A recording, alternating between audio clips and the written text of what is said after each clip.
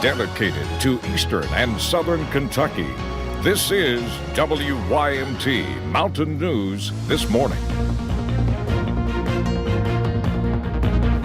Good morning. It is 6:01 and I'm Will Puckett. And I'm Madison Pergram. We appreciate you tuning in to Mountain News This Morning. And before you go outside, you're going to have to know, yep, it's going to be warm again today, Madison. Again, just another day. Just another day. Let's bring in meteorologist Kelly McShannon. Kelly, we got a little peek at some people up in Washington had snow. If only they could throw a little. I don't even want snow at this point. I just want some cooler temperatures. Right, that's what I want too. I mean, maybe not as extreme as snow, but honestly, at this point, that's really not looking too bad. I'll take that over temperatures in the 90s once again, but unfortunately, that's what we're seeing heading into this afternoon. And right now, we're off to a warm start as well. Temperatures in the 60s and 70s, a little bit cooler into the Cumberland Valley, but overall, no one needs a jacket this morning because, yes, another warm start to a very hot day. Over towards Whitesburg, good morning to you folks in Letcher County. Not too much going on downtown Main Street. Not too much fog settling in either, so we're in pretty good shape this morning. Here's a better look at that fog throughout the region, though. Big Sandy, it looks like not too much fog, maybe just in the valley regions. Heading towards Harlan and Bell County is where we're seeing the thickest fog this morning, but overall still not too bad. Just be sure to give yourself a little bit of extra time throughout those counties. Overall, today is going to be another hot day, a lot like what we saw yesterday. All of those details as well as some more fall-like temperatures that we're going to see here in just a little bit. Thank you, Kelly. Well, the nearly 2-month-long Black Jewel protest came to an end last week. But actions attorneys and lawyers are making in a West Virginia courtroom are far from over. Yesterday, we learned that negotiations between the miners, representation, and Black Jewel have not worked. Now the court intervenes as mediation begins. But what does this mean for the nearly 1,100 miners impacted? WYMT's Connor James was at the meeting last night where that question was addressed. It's meetings like this that have become a familiar feel for attorney Ned Pillersdorf. This has gone on too long. Explaining to a group of miners, this time in Leslie County, the most recent updates in the Black Jewel saga. This has been going on since July, and time is the enemy of the Black Jewel miners. Negotiations will now move to mediation. A federal magistrate is now involved. Pillersdorf says he usually sees success in this, but the situation with Black Jewel is far from normal. However, this certainly is not a typical case. This case has a lot of moving parts and a lot at stake. One of those moving parts is the hot goods order concerning the coal sitting on the tracks. The coal the miners blocked for 59 days. The government essentially stated the more than $1 million in coal couldn't leave Cumberland. Originally, that helped the miners. While we appreciate their efforts on behalf of the miners, it's had the unintended consequence of basically bringing the bankruptcy hearing to a screeching halt. Black Jewel's bankruptcy case has slowed due to this. The hot goods will likely be a topic discussed during mediation. What comes next, no telling. As the case progresses, there are certainly ideal outcomes for the miners. If there's successful mediation, this is over sooner rather than later. The bankruptcy gets resolved. Hopefully the mines reopen, the miners go back to work, and we get them a compensation package. But those mediations will be private, and they will begin on October 15th. A benefit concert planned for Black Jewel miners is now canceled. The Mountain Arts Center in Prestonsburg was planning to host the benefit concert for Coal Country on October 13th. The MAC announced on their Facebook page late Monday night that this event is canceled, telling anyone who already bought a ticket that the box office will contact them to issue refunds. They did not give a reason for the cancellation or a time frame for refunds. And the soft openings for Five Below and Kohl's brought people to London Monday morning. The soft openings started on Sunday, and on Monday morning, people were once again lined up outside the door waiting to get inside. Shoppers say they hope that businesses continue to be drawn to London, as several businesses have announced they are opening, and officials say more are on the way. It's amazing. Hopefully it continues to grow, and we continue to grow, and we're like Lexington. The grand opening for Five Below will be on Friday at 10 a.m. and the grand opening for Kohl's will be Saturday morning at 8:30. Gas prices dipped slightly here in the Commonwealth. The gas is now about 9 cents cheaper statewide than last week.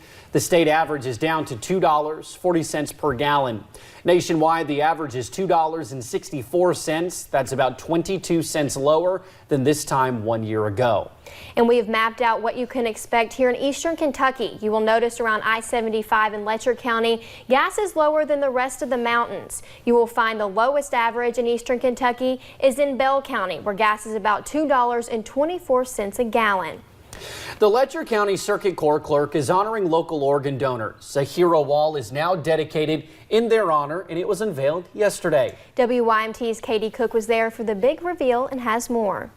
Many came together at the Letcher County Courthouse on Monday. It's bittersweet. Sharing emotions and honoring those lost, now deemed heroes by this circuit court clerk. Because those people that knew Jonah would know he was a very vibrant person. Their superpower, saving lives by being an organ donor. If it wasn't for my organ donor, Michael, I wouldn't be here today. The faces of local donors and recipients now in the county circuit court clerk's office. I do think that will maybe make a difference for someone. Jan Tackett's son died last year, but she says she finds peace knowing he saved several lives. The days that I just don't think I can handle that he's not here, I know he is here. Hannah Lucas shares a similar story. Her brother is also honored on the hero wall. He died in a crash a few years back. We miss our loved ones and we love them so much, but it's also raising awareness and helping save other people. Their message to everyone, don't be afraid to be a donor. My brother has saved 7 people and continue to do so with tissue and bone marrow. Because you could end up being someone's hero. In Whitesburg, Katie Cook, WYMT Mountain News. Circuit Court Clerk Mike Watt says now 19% of Letcher County is registered as organ donors. Close to 200 people registered at the Mountain Heritage Festival this past weekend. And we are just days away from the start of Keeneland's fall racing meet. But ahead of the first call to post, Keeneland is making changes to protect the horses. Yesterday, they announced the creation of 2 new positions at the track, both focused on keeping horses healthy. Dr. George Mundy will take the position of Equine Safety Director, and Jim Pendergis will be the Director of Racing Surfaces. Both men have long histories with safety in the racing industry. Those are 2 critical positions to us to make sure, once again, that we're doing everything that we can on our race course and to take care of our horses. The fall meet this year runs from Friday, October 4th through October 26th. Well, from the airwaves to the Hall of Fame, for 38 years, WMDJ has served the people of Floyd County. And one of its co-founders has worked hard to make sure the station is there for the community it serves. Though he says he does not do it for recognition, he's getting it anyway. WYMT's Buddy Forbes tells us why.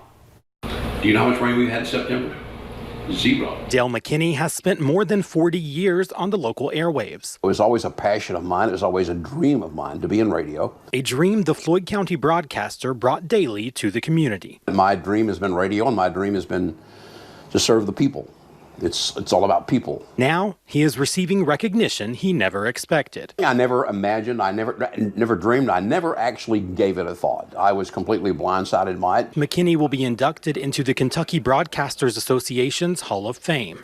A culmination of 40 years of work and dedication and effort, and something I'm very proud of and something I'm very humbled by. And he will be accepting the honor in good company. To be going into the Hall of Fame the same night with Marty Brenneman is just beyond my wildest dreams or expectations. McKinney worked with the now former play-by-play voice for the Cincinnati Reds during the years. He's the real deal. He's very personable. He's very real. And being honored at the same time is like a home run. If you want to be successful in life, go at things with a passion and enthusiasm. Success like this, he says, is something you work for. Passion and enthusiasm will get you around the bases. Not something you wait for.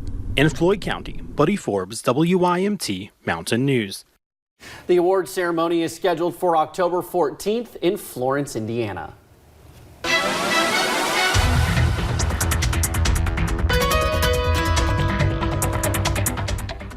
We are expecting yet again another very hot day here in the mountains. Temperatures, just like yesterday, are off to a warm start. We're seeing 60s and 70s. 68 in Somerset this morning. Monticello waking up at 65. Harlan, if you step out the door right now, temperatures will be in those upper 60s, and Pikeville a little bit warmer into the lower 70s. Clear skies overnight allowed some fog to settle into the mountains, so overall just be very careful, especially into the Cumberland Valley. However, Big Sandy doesn't look like too many fog issues, so overall we're just looking at mainly to the south. But yes, another very, very hot day, possibly breaking a record once again this afternoon. Temperatures expected to get into the low to mid 90s. We also do have a stray chance of rain. I'll go ahead and map that out for you, as well as the changes to the forecast here in just a little bit, guys. Thank you, Kelly, and thank you for joining Mountain News this morning. More news is on the way. The legalization of hemp has led to a boom in the industry, especially for farmers right here in Kentucky. We'll take a closer look at just how the business is impacting Kentuckians.